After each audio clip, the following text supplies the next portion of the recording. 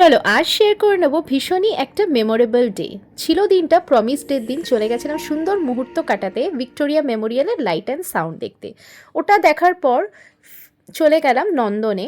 ওখানে খেয়ে নিলাম চা, ছিল ফিশ ফিঙ্গার, ভীষণই টেস্টি।